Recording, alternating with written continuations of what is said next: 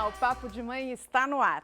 São vários os benefícios da criança que lê e tem contato com livros desde cedo. A leitura aumenta o vocabulário e facilita a escrita.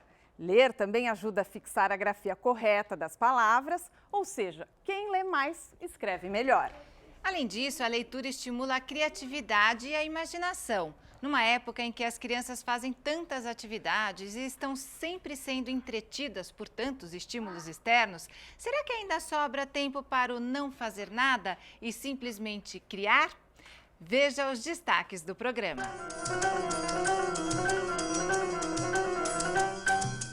Você já pensou em levar o seu cérebro para a academia? Pois é, no programa de hoje você vai saber como é que funciona essa espécie de ginástica cerebral que é feita através de um método criado por um brasileiro que reúne jogos, exercícios e até o ábaco. Daqui a pouquinho, aqui no Papo de Mãe.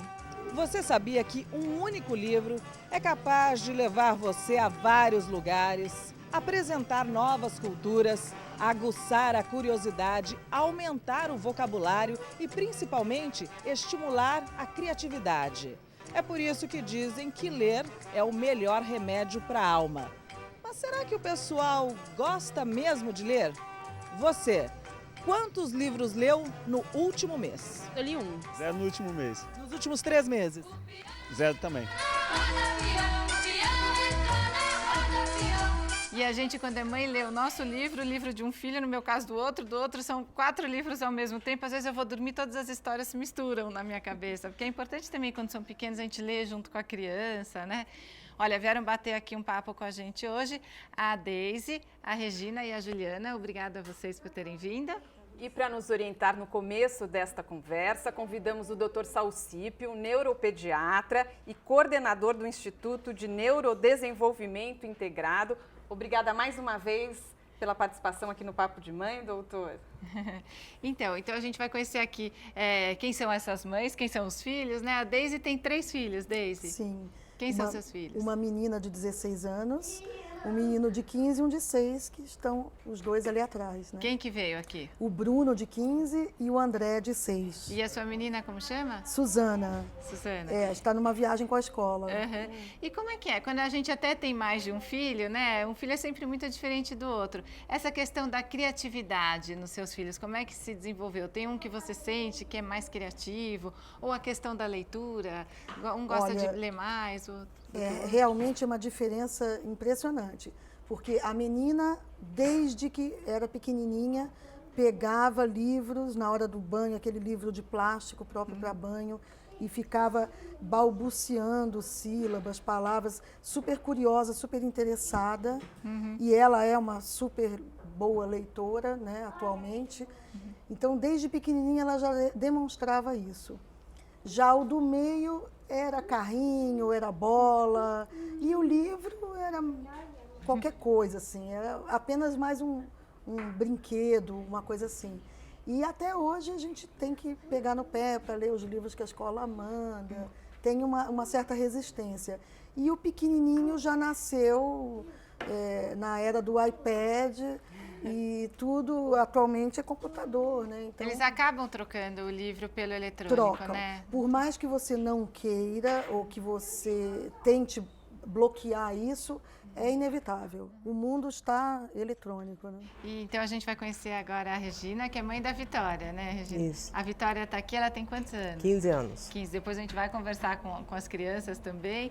E conta pra gente da Vitória, porque a Vitória já fez da leitura até uma profissão, é isso? Conta Digamos assim. Na verdade, desde sempre a gente procurou estimular a leitura, mas não como uma obrigação, e sim um prazer enorme. Então, desde o dia que eu engravidei, que eu soube que eu estava grávida, o enxoval dela, a primeira peça do enxoval dela foi um livro. Que legal. Então, e desde a gravidez a gente lê para ela. E sempre foi assim, desde sempre. Ela nunca dormiu uma única noite sem eu ou meu marido ler para ela. E era sempre assim, ela sempre dormiu cedo, a gente sempre fez questão disso. Então, eram 30, 40 livros espalhados na cama, a gente sentava ela no meio das pernas da gente. e lia todos até terminar. E teve a fase de novo, de novo e de novo. Isso por quê, Regina? Porque vocês gostavam muito de ler? A gente sempre gostou muito de ler, mas mais do que isso, nós acreditamos que o único caminho que existe é a educação, não tem outro. E essa educação ela tem que vir como algo prazeroso, como alegria, não por obrigação. É o único tesouro verdadeiro que nós podemos deixar para nossa filha, que nunca, jamais ninguém vai tirar dela. E a única forma verdadeira de liberdade que um ser humano, um cidadão, pode ter. Então, é nisso que a gente acredita. Né? É tudo. É conhecimento, muito mais do que, que dominar a língua, que ampliar vocabulário, que ter entendimento de mundo, ampliar o horizonte dela, da vida toda dela.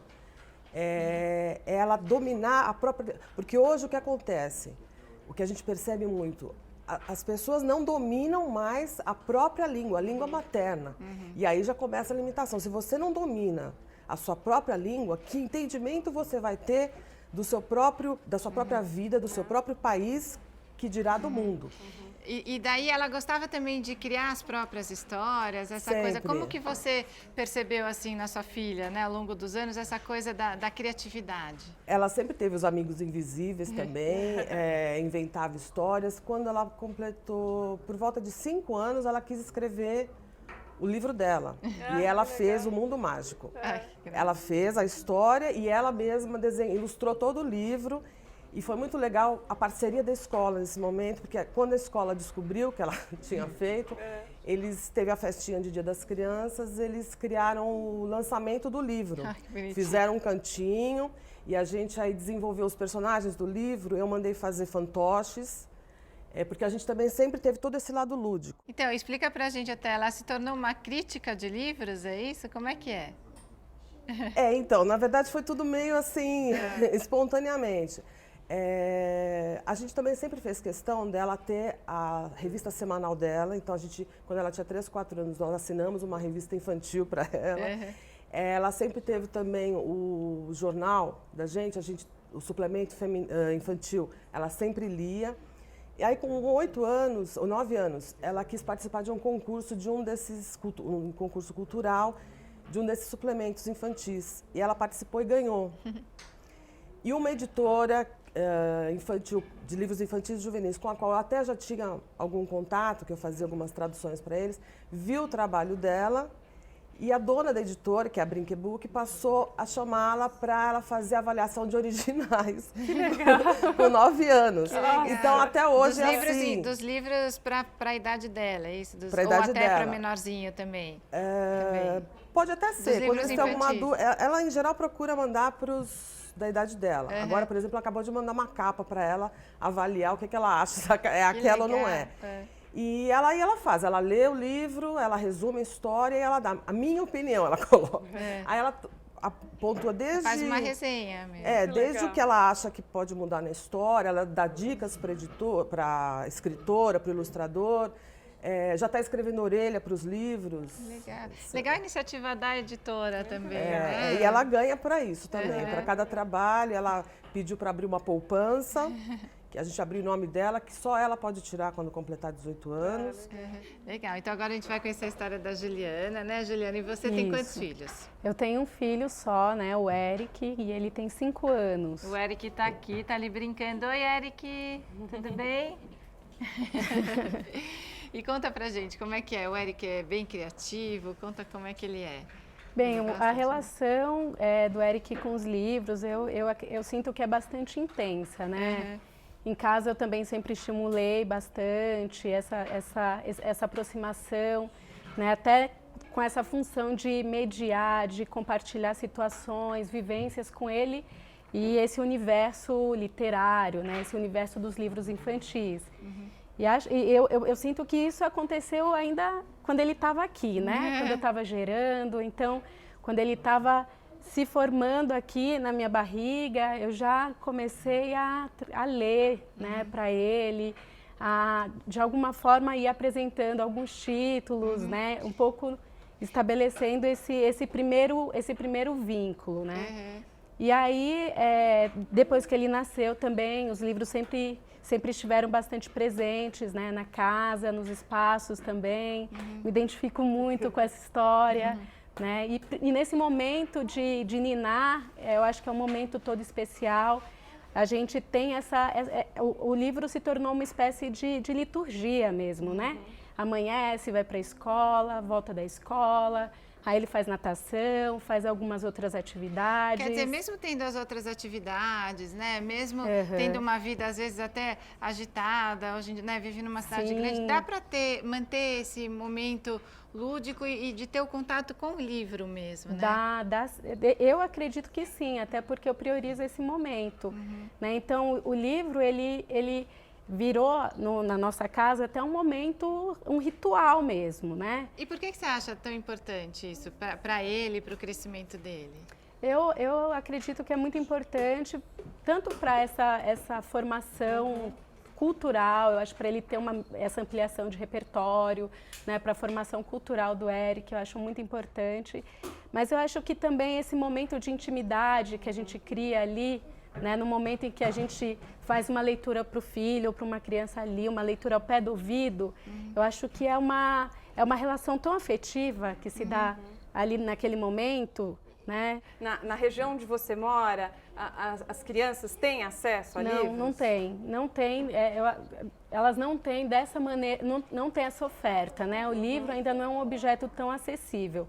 Embora existam escolas públicas e aí essas crianças acessam o espaço da sala de leitura, mas a gente sabe também que é um tanto limitado o funcionamento, né, de uma sala de leitura, tem algumas restrições. Não, e muitas escolas não têm bibliotecas, Juliana. Eu fiz uma pesquisa, e segundo um levantamento realizado pelo movimento Todos pela Educação, com base no Censo Escolar 2011, na rede pública, apenas 27,5% das escolas têm biblioteca. E, doutor Saul, as mães estão falando dessa experiência com os filhos delas, né? E já está comprovado, assim, quer dizer, a leitura, ela é importante para um estímulo cerebral mesmo e até para o adulto que essa criança vai ser? Sim, com certeza, né? É muito interessante a narrativa que vocês fazem, né? Porque ela, de certa forma, ela abrange até esse tipo de resposta, né? Para a pergunta que você está me fazendo. Elas têm uma consciência muito clara da importância da leitura. E é interessante, né, porque a leitura, nós estamos falando de uma leitura, uma criança que já está em condições de ler. Mas a leitura entra dentro do desenvolvimento da criança muito antes. A Juliana faz um depoimento precioso. Ela lia para o bebê dela. E a Regina também, né? A Juliana, quem mais lia? A Regina. Você também, desculpe, tanta informação. Imagina. Mas, por quê? Não sei se você sabe, se você tinha essa informação, mas as crianças, dentro do útero, já têm o aparelho, a função de ouvir, pronta a partir da 25ª semana. Então, elas são capazes de ouvir aquilo que acontece no ambiente. Ouvem a sua respiração, os ruídos internos, mas são capazes de ouvir a sua voz. Não que elas entendam o conteúdo do que vocês estão falando, mas elas conseguem entender o tom afetivo daquilo que está sendo comunicado. E outro ponto importante, doutor, é a capacidade criativa, né? E a gente sabe que as crianças, elas têm isso naturalmente, mas hoje em dia falta tempo, assim, para esses momentos lúdicos, para a criança poder criar, soltar a imaginação. Olha, eu não sei se falta tempo, eu não diria que falta tempo. Eu acho que o tempo, às vezes, não é muito bem administrado. Entende? Eu acho que é muito importante que os pais, eles tenham uma consciência clara de que eles são os grandes esculpidores do desenvolvimento dos filhos. E eles têm que ter valores, né, em termos da organização do dia a dia, daquilo que é importante inserir na vida da criança. Então, por exemplo, é evidente que essas mídias eletrônicas são muito atraentes. Se você deixar uma criança de 6, 7 anos com um desses tablets, ela é capaz de ficar horas ligada e lá tocando nisso E sendo com entretida uma por interação. aquilo. Não que eu assim, não estou sendo contrário ao uso disso, mas ao invés de ela ficar 2, 3 horas por dia, que é um levantamento da Associação Americana já de Pediatria, se verificou que essas crianças nessa idade ficam esse tempo, se elas pudessem dividir esse tempo entre outros interesses. Um deles a leitura, mas podia ser música. Claro, não pode precisa ser radical enfim. e tirar totalmente, mas haver um equilíbrio. Claro, porque evidentemente que nenhum de nós é contrário aos benefícios que a informática, por exemplo, o computador nos trouxe. É que esses Agora, excessos são ruins. o problema está nos excessos. Eu vou interromper um pouquinho, a gente já continua a conversa, tá? Então, no próximo bloco, vamos mostrar uma reportagem sobre exercícios para ativar a criatividade cerebral. E aqui no estúdio vamos receber também a Laura Matar, da Associação Vagalume, que leva livros para as populações das comunidades rurais da Amazônia. A gente volta já. Quantos livros você leu no último mês? Nenhum. E você? É só um? Da escola, é isso? Não. Ah, você sozinha? É.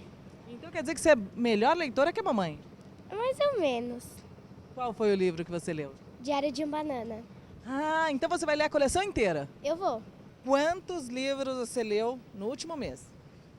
Um só. Qual foi? Não pode mentir, hein? Se leu, tem que falar. Padre Marcelo. E foi bom o livro? Eu não terminei ainda, não. Ah, então você não leu ainda. Não, tô começando. Eu perguntei assim pra dona Carmen, a senhora gosta de ler? Ela fez assim, Gostar, eu gosto. Às vezes é tempo. Não, gostar eu gosto. Às vezes tempo de estar, assim, com livros, mas sim. Eu, como vendo bastante livros, então... Ah, é? Trabalha com livros, é Não, isso? assim, que eu sou revendedora do Avon e eles têm livros maravilhosos. E são uma das que mais vendem livros.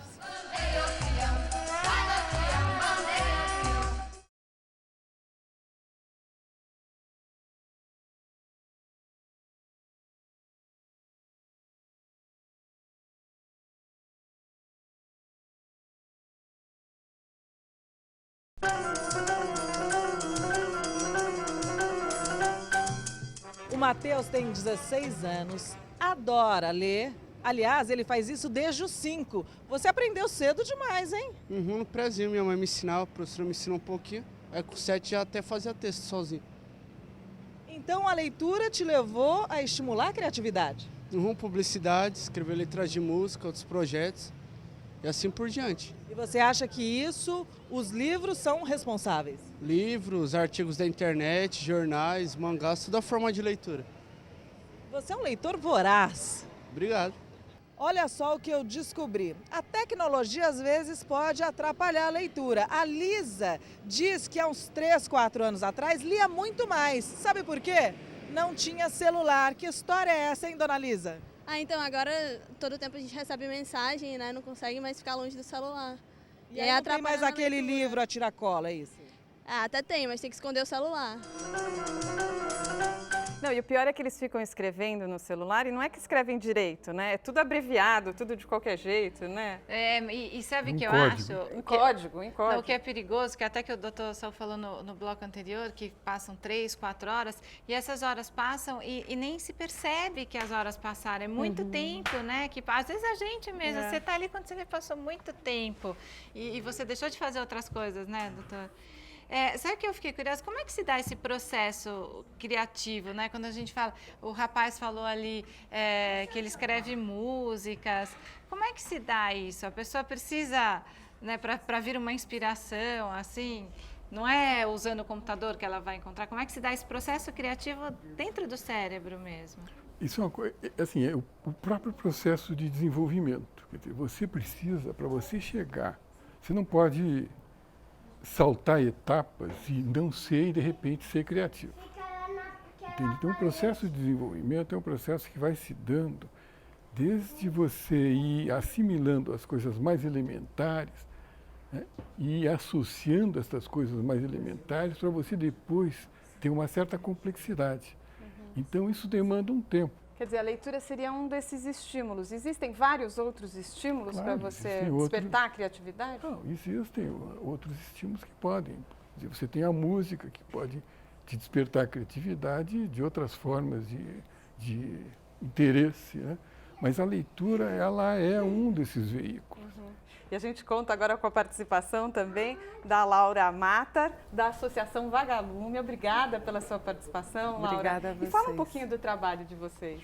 Bom, a Vagalume é uma organização que já há 12 anos trabalha na região da Amazônia.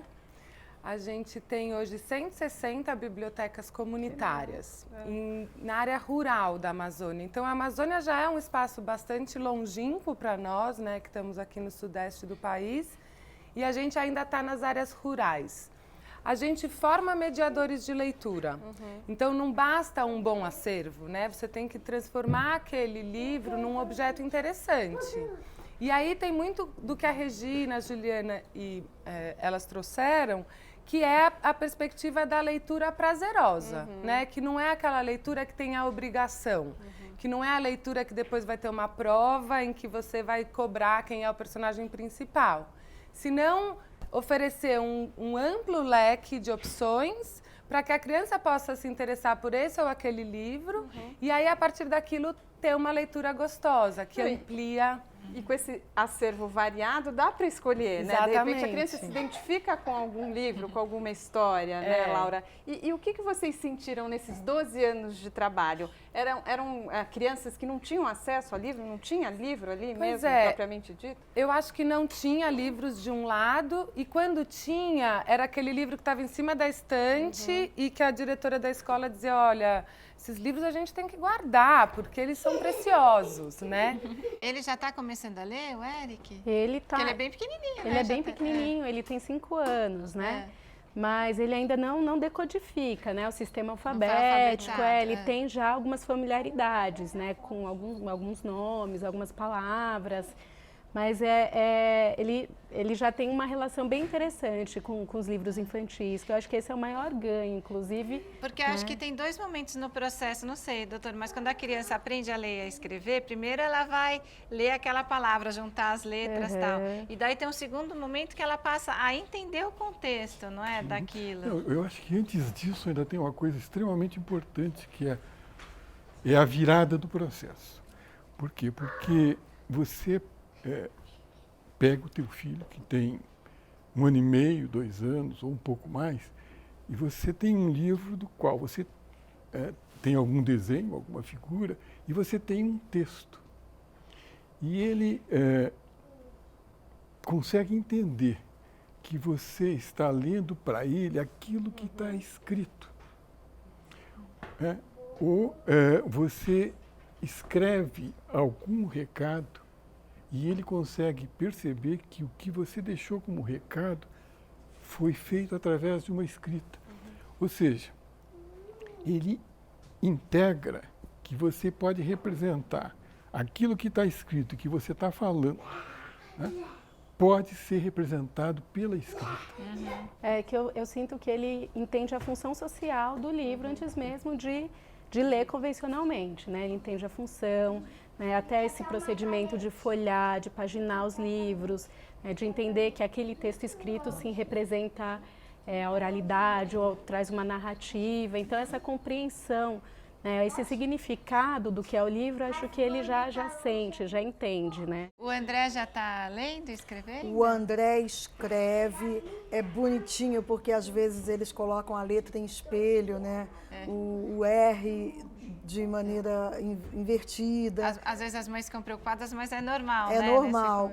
Ele vem num processo de aprimoramento em relação à escrita e a questão da leitura, algumas coisas ele já lê bem, mas todas as palavras assim, curtas. Ainda ontem eu estava lendo um livro para ele à noite, que era assim, uma solicitação da escola, e mostrando e tudo. Então, assim, um livro com sílabas curtas, bastante sonoras, aí ele entende, ele consegue, sabe, juntar.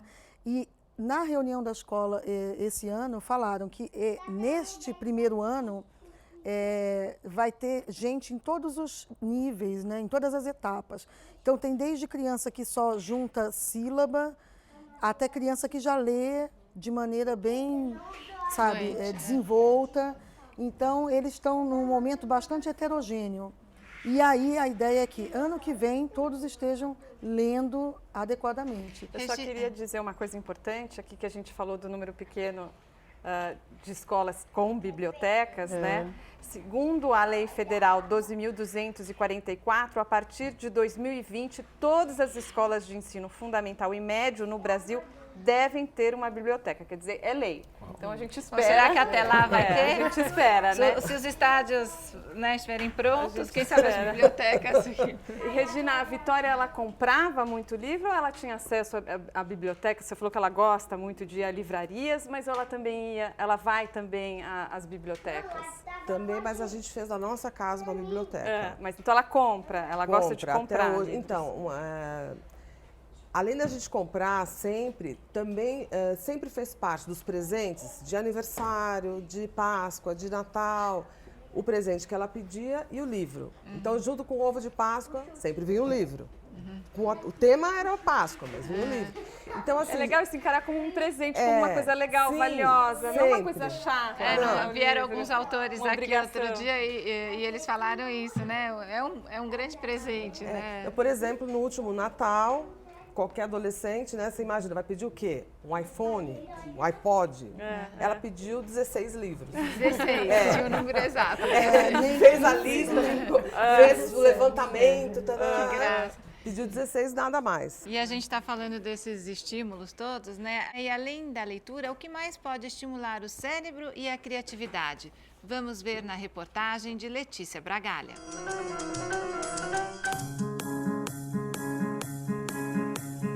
Uma sala de aula diferente. Aqui, a palavra de ordem é acabar com a preguiça mental. Em cada desafio proposto, uma espécie de ginástica para o cérebro, que estimula a criatividade e expande a capacidade de concentração. O curso baseado em jogos e exercício de lógica foi criado por este engenheiro, quando um de seus filhos enfrentou dificuldades de aprendizado pelos métodos tradicionais. Antônio, como é possível estimular o cérebro e a criatividade com esses exercícios aqui que fazem parte desse método que você criou? Bom, a base disso tudo é a neuroplasticidade, que é a capacidade do nosso cérebro de se reorganizar, de estabelecer novas redes neurais. Agora, o fundamento é tirar o cérebro da zona de conforto, sempre com coisas novas, variadas e desafiadoras. As aulas de ábaco são as preferidas de Pedro, um instrumento muito usado na antiguidade para facilitar os cálculos matemáticos. Aqui serve como ferramenta para estimular o raciocínio. E até as notas do garoto melhoraram. Na prova de matemática do 3º ano, estava já fazendo super e eu tirei 8. E minha nota é sempre 7, 6. Então tá melhorando, tá ajudando. E eu tirei 8, aí eu fiquei muito feliz. Vânia também notou progressos no desempenho escolar do filho, que há mais de um ano frequenta o curso. O que você percebeu de diferença nele? O raciocínio, né? Eu acho que eles pegam mais fácil as coisas na escola. Você explica, não demora, né? Pega fácil, fazem a tarefa rapidinho. Os benefícios são ainda mais visíveis entre os alunos da terceira idade. Neuza se aposentou há 15 anos, mas não quis ficar parada. Eu achei que eu tinha que exercitar o cérebro, procurar uma atividade para exercitar o cérebro, para ter um envelhecimento melhor, né? Sem problemas, aquele medo que as pessoas têm do Alzheimer. O interessante é que é possível fazer exercícios para estimular o cérebro em casa mesmo, sem nenhum material muito especial. Olha só, nessa lousa, por exemplo, foram desenhados vários T's e a pessoa é estimulada a criar um desenho diferente para cada um desses traços aqui. Olha só, um campo de futebol, uma pessoa e por aí vai. Ali a gente tem um outro exercício muito simples também, que é feito apenas com palitinhos de fósforo. O objetivo aqui é transformar os 5 quadrados em apenas 3, tirando 3 palitos. Depois de algumas tentativas, finalmente consigo. E é muito simples, se você quiser estimular o seu cérebro dentro de casa. Tome banho com a luz apagada, sente à mesa sempre em locais diferentes, escove os dentes com a mão contrária, faça leituras variadas. Toda vez que você tira o cérebro da rotina, você estará estimulando suas conexões. A gente viu ali a reportagem, a gente fala sobre estímulos cerebrais, estímulos para a criatividade, mas a gente também ouve falar, né, doutor, sobre o ócio criativo. Quer dizer, você também ficar sem fazer nada, sem precisar de nenhum estímulo externo e tal, também pode daí surgir a criatividade a partir de um momento, às vezes até a criança que está entediada, ela não tem nenhum brinquedo em volta, ela vai ter que criar uma brincadeira. Né? Como é que a gente pode falar sobre essa história do ócio criativo? O que o senhor acha? Eu acho que isso depende da condição de cada criança. Ela pode criar ou não. Ela pode ter essa iniciativa de ir em busca de alguma coisa ou não. Ela pode ficar realmente numa condição de ócio onde ela não produz nada.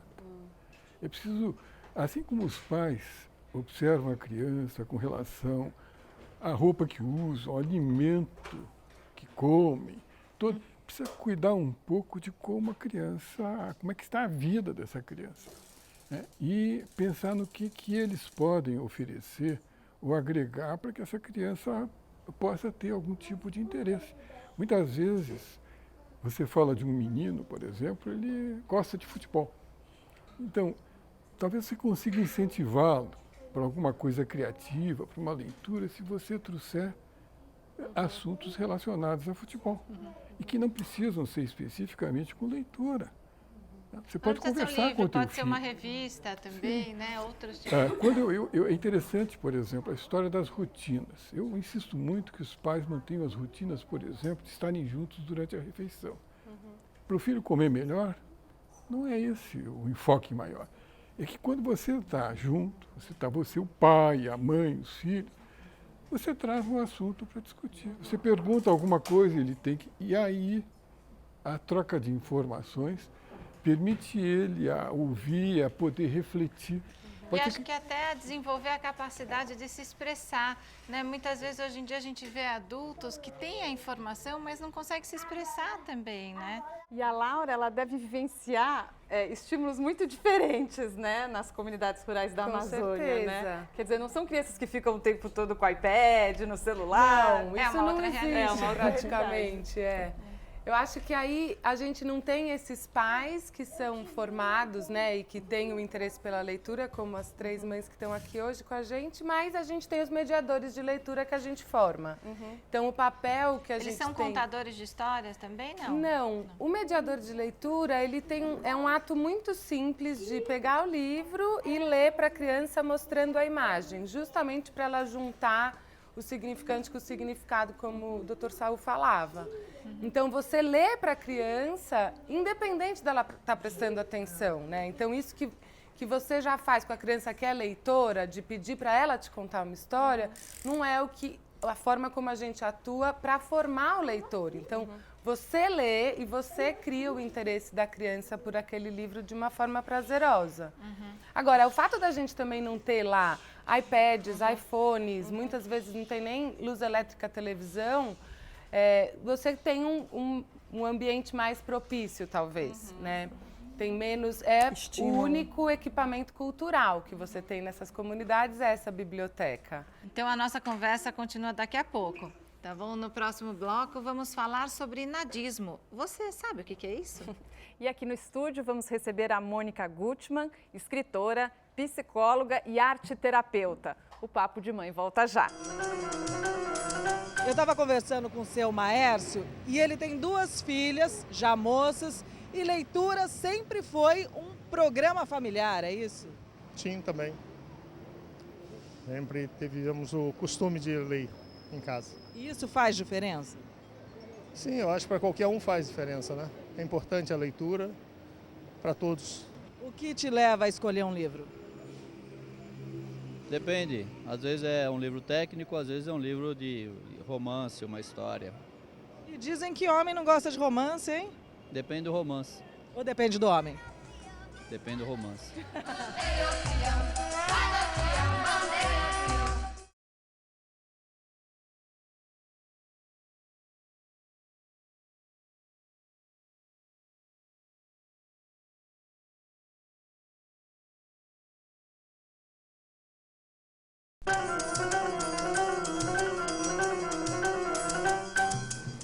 Os livros em si, impressos, jornais e etc., impressos, está ficando muito deixado de lado. Agora, os digitais, todo mundo consegue pegar.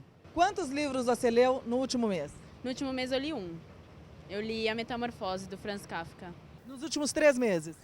0 também. No último ano? 1. Paulo Coelho. Ah, gostou? Gostei. A televisão também tem um limite, né, doutor? Principalmente para as crianças. Assim como a gente falou, não vai ficar 3 horas num tablet. Na televisão também não dá para ficar muitas horas, né? Eu acho que está dentro daquilo que nós conversamos, né? É preciso ajustar o tempo. A televisão é interessante, os programas são interessantes.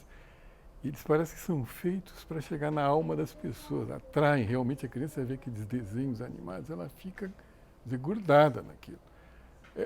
Ela pode até ver, só que você estabelece, olha, você vai ver durante 20 minutos, a partir daí você tem que arrumar o seu quarto, você tem que tomar banho, você tem que recolher a roupa que você deixou no chão e colocar no cesto, enfim.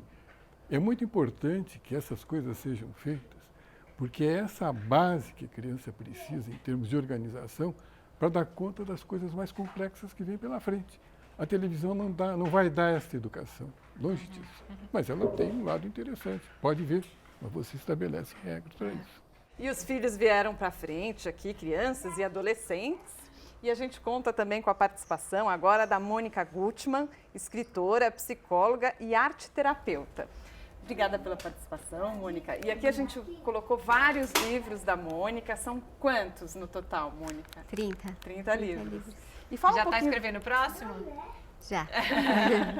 E fala um pouquinho do seu trabalho, Mônica. Então, eu tenho meu trabalho como escritora, né? Eu sempre falo, eu acabo escrevendo para criança que mora no adulto e para criança, né? Porque todos somos criança. E trabalho como terapeuta usando recursos de arte-terapia. E uso muito a literatura, muito a escrita criativa. Em geral, os temas que eu busco são temas mais filosóficos, né? Porque a criança é uma filósofa e uma poetisa autêntica, né? Então, as perguntas que as crianças fazem, as questões que elas trazem, são temas da filosofia, né? O que é o tempo, o que é o espaço, quem sou eu, né? Aqui no caso, né, eu trouxe a questão do corpo, a questão dos sonhos, a questão das diferenças. E a Mônica está com material aí, daqui a pouco ela vai fazer uma atividade com as crianças, com os adolescentes, né, Mônica? Bruno, a sua mãe estava contando aqui que assim, os livros não são muito a sua praia, é isso? Ou tem até coisa que no fundo você gosta de ler, mas ela que não sabe? Conta pra gente. Eu não sou muito chegado à leitura, né, mas quando tem algum livro assim interessante que eu vejo que o assunto é legal, ou uma reportagem, uma matéria, sento, leio. Que tipo de assunto você gosta? Eu leio bastante sobre esporte. Já é alguma coisa, né? Ano passado foi interessante porque ele teve que ler Saramago e aí depois ele falou, mãe, o livro é muito legal, lê que você vai gostar. Aí eu fiquei assim, meu Deus. Ele te surpreendeu, tá? Eu falei, meu Deus, e realmente eu devorei, é difícil, né? devorei o livro, maravilhoso. Eu acho que é um cuidado também, né? Quando a gente faz alguns trabalhos com a literatura, pensar um pouco que o prazer não está dado, né? O prazer é muito subjetivo e é muito particular. Um livro, por exemplo, que me proporcionou prazer pode não proporcionar prazer para o Bruno, por exemplo, né? E a gente descobriu aqui no intervalo que a escola do Bruno tem um trabalho com a Associação Vagalume, né? É isso mesmo, Você já sabia desse trabalho? Sim, eu conhecia. Quando eu era do ensino fundamental, né? A gente fazia carta, mandava livro para lá também, para Amazonas. Tem uma troca das crianças daqui com as crianças de lá. É um intercâmbio cultural que a gente faz entre crianças de escolas particulares e de associações daqui de São Paulo com as bibliotecas da Amazônia. E aí as bibliotecas de lá trocam com aqui sobre a temática da cultura, né, da onde eu venho, quem eu sou, como que é a minha vida, e depois sobre um tema de meio ambiente. André, você já sabe ler e escrever? Conta pra gente. Mais ou menos. E por que é gostoso quando a gente começa a aprender a ler e escrever? Ah, é gostoso porque você aprende tudo e tal. É? O seu nome você já sabe escrever? É? Sim. Aí você gosta já de escrever o nome? Gosto. E você gosta de livrinhos assim, André? Gosto um pouco. Sua mãe lê os livrinhos para você? Ela lê algumas vezes. Uhum. E quando você aprender a ler, quem sabe você vai ler o livrinho para a mamãe? Vamos ver, né? Bonitinho. A gente vai conversar com a Vitória. Tudo bem, Vitória? Tudo. E você está em que ano na escola? Eu estou no 2º ano do ensino médio. E você já sabe o que você vai querer prestar aí no... Relações internacionais. Já está chegando a hora da sua filhinha prestar o vestibular, hein? E, Vitória, quantos livros você lê assim por semana? Assim, desde que eu entrei no ensino médio, a frequência durante o ano ficou um pouco mais difícil, porque eu tô indo atrás agora de livro obrigatório e essas coisas. Mas nas férias, como a minha mãe falou, eu pedi só livro de Natal e eu devoro. As minhas férias não são férias se eu não leio todos os livros que eu passei o ano inteiro com vontade de ler. Que gostoso. Quer dizer que só nas férias você leu mais de 15 livros, é isso? Sim. E esse seu trabalho na Brink Book te dá prazer também? É uma coisa que você gosta? Sim, muito. Porque eu sempre quis ter esse acesso de falar pro autor, olha, muda isso. Ou então gostei muito, porque eu não faço só crítica, mesmo, né? Eu elogio também aquilo que eu acho que valeu muito a pena. E a primeira vez que eu escrevi a orelha de um livro e abrir e ver lá o meu texto e saber que outras pessoas vão usar esse texto para, quem sabe, comprar o livro e se divertir do mesmo jeito que eu me diverti, é uma coisa muito gratificante. Não, e é legal que a sua opinião, né, é ouvida, né, é importante para os autores, né? Sim. Você que gosta tanto dos livros, conta um pouco para quem não gosta, o que tem de tão especial ali que eles estão perdendo? O que você acha? Eu acho que não precisa começar, por exemplo, agora na escola a gente tem que ler Dom Casmurro, do Machado de Assis. E acho que da sala sou eu e mais 3 que estamos lendo, na minha sala tem 50 pessoas. Mas eu não acho que precisa começar por aí. Eu acho que qualquer livro é válido, independentemente do autor ou do escritor. Então você tem que buscar um assunto que te interesse. Às vezes, esses livros que viram best-sellers assim, de cinema, eu acho ótimo começar por aí. Porque aí você se interessa e você mesma vai começar a se desafiar. Muito legal, Vitória. Agora a gente vai assistir um vídeo que foi enviado por um telespectador nosso, porque pesquisando para fazer esse programa sobre criatividade e tal, a gente descobriu um termo chamado nadismo. Vocês já ouviram falar? Você já ouviu falar, doutor? Já li sobre o nadismo alguma coisa, achei interessante o contexto. Porque é um movimento que existe, porque diz que hoje em dia, né, nas grandes cidades, todo mundo sempre, ao tempo todo, fazendo tudo, e pega trânsito, não sei o quê, e que às vezes é importante você ficar sem fazer nada também. Ler um livro é importante também, mas que às vezes você precisa ficar sem fazer nada até para relaxar e, de repente, começar a ler um novo livro. Enfim, olha, o fundador desse movimento mandou um vídeo aqui para o Papo de Mãe, explicando essa proposta que busca mais qualidade de vida. Para o Marcelo Boer, o fazer nada não é perder tempo, mas uma forma valiosa de aproveitá-lo. Oi, meu nome é Marcelo Borer e eu sou o criador do Clube de Nadismo. Eu vou contar um pouquinho para vocês o que é o Clube de Nadismo. Eu também sou designer, trabalho com criatividade. E durante o período da minha vida, eu tinha uma rotina totalmente workaholic, de trabalhar sem parar, final de semana, de madrugada, e isso me levou a acumular um nível de estresse ao ponto de ter um burnout, que é um colapso físico e mental quando a pessoa realmente chega no limite.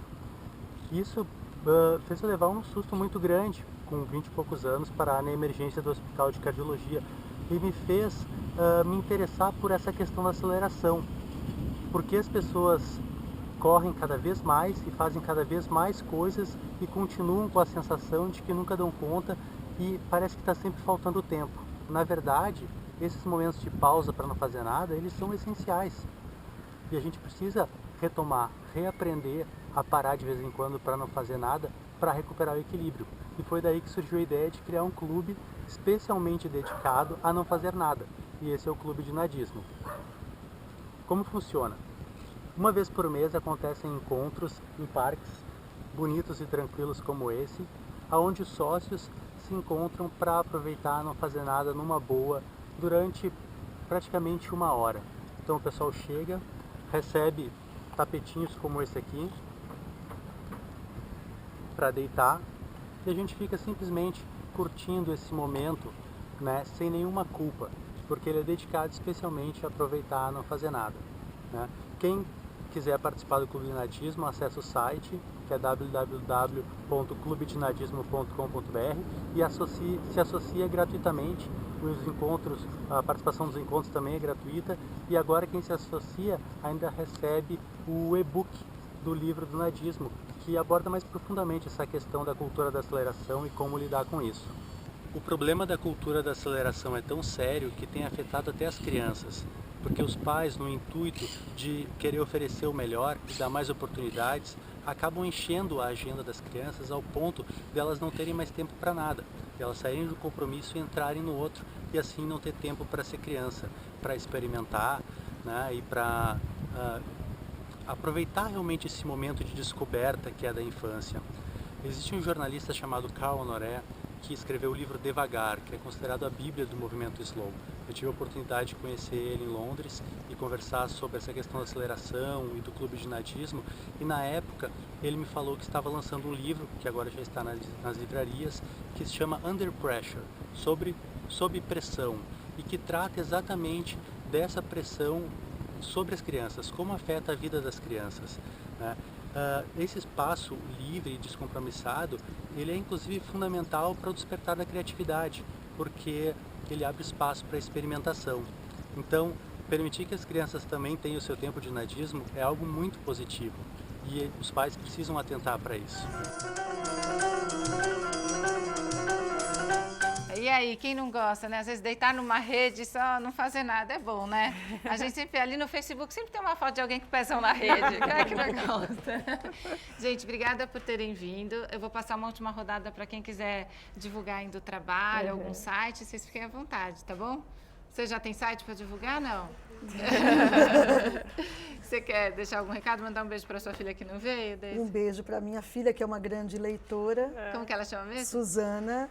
E ela está viajando com a escola e um super beijo para todo mundo. Eu queria só deixar uma mensagem, que é a mensagem que eu sempre passei para a Vitória desde bebê. O livro é o nosso melhor amigo. Legal. E você, Juliana? Eu queria deixar o site, mas o site da organização, né, da qual eu faço parte está desatualizado. A gente aceita doações de livros, aproveitar o ensejo, até porque essa organização social é um movimento de moradores da comunidade Real Parque, e a gente vem aí ao longo de 20 anos, antes mesmo de eu estar ali inserida, nesse movimento, ele já existia.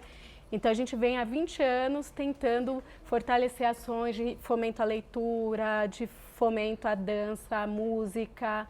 E aí a gente tem pedido muitas mãos, muito apoio para que as pessoas possam aí potencializar esse trabalho que a gente está desenvolvendo no Real Parque. Tem algum e-mail para divulgar? juliana_piauí@yahoo.com.br. E o Eric não veio aqui conversar com a gente porque ele está lá, super entretido com as brincadeiras, né, Eric? Brincou durante todo o programa. Dá um tchauzinho aqui pra gente, Eric.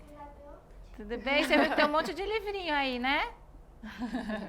E a Laura, tem site da associação? Tem, é vagalume.org.br. E aí eu recomendo os nossos vídeos no YouTube, que acho que mostram bastante o trabalho. Então o nosso canal no YouTube é Leituras na Amazônia. Legal, obrigada, Laura. Obrigada a vocês. E o Dr. Saul tem um site para divulgar, ou e-mail? Então, eu tenho o meu e-mail, que é o meu nome completo, né? @terra.com.br. Legal, obrigada. E os livros estão à venda nas livrarias? Estão à venda nas livrarias. E eu também queria dizer que eu achei super bacana, né?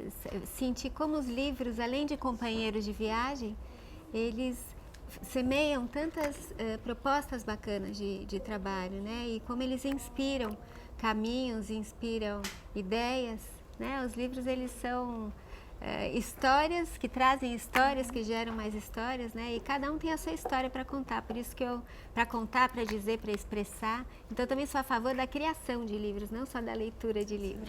E você tem site ou e-mail para divulgar? www.monicagutman.com.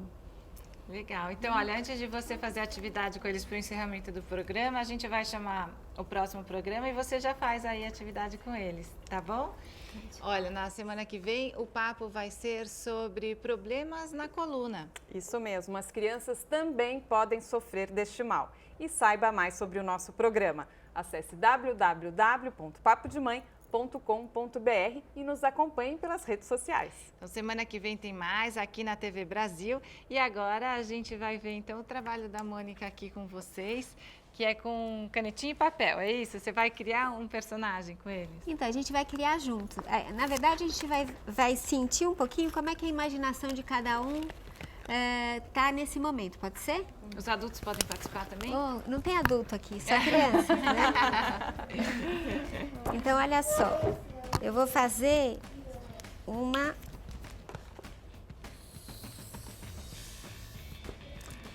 Tá todo mundo vendo alguma coisa aqui, não é? Então, eu vou pedir para todo mundo imaginar algo dentro dessa bola. Rapidamente. Todo mundo imagina. O que você imaginou? Uma boca e 2 olhos. Uma boca e 2 olhos. Eu imaginei um sorriso. Um sorriso. Uma bola de futebol. Uma bola de futebol. Flores. Flores. Um carro. Um mapa. Um mapa. Uma estrela. Uma estrela. Um biscoito. Um biscoito. Eu imaginei um sorriso também, uma carinha formada. Uma estrela. Uma estrela. Então, a partir dessa bola, cada um imaginou coisas diferentes, né? Quando a gente lê um livro, quando a gente vê a vida, né, a gente também imagina coisas diferentes, né? Ou quando a gente conhece alguém, a gente imagina muitas coisas. Então, se eu fizer agora isso aqui,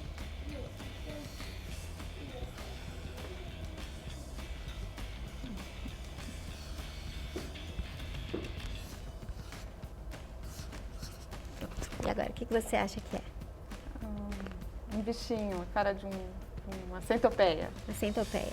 Um extraterrestre. Um ET. Um personagem criado por você. Um porco. Um ET também. Um ET. Um pirilampo. Uma abelha. Uma abelha. Uma centopeia. Uma centopeia. Acho que é um ET. Eu vou ver. Ah, você não... Vem. Um vagalume. Um vagalume. Vou mostrar pro Eric, que ele disse que ele não... O que você acha que tem aqui? Um ET. Um ET. Então, aqui a bola já virou um personagem que eu criei, da minha imaginação. Mas vocês viram que cada um olhou uma coisa diferente também? Alguns parecidos, mas mesmo quem olhou a mesma centopeia não é a mesma, né? E, de novo, a gente lê um livro, cada um usando a sua imaginação, cada um usando as suas sensações, as suas histórias, as suas memórias. Tudo que a gente vê é assim. Não só um livro, né? A vida. Poxa, muito legal, parabéns pelo seu trabalho. Parabéns para todos vocês, tá bom? Parabéns, muito legal.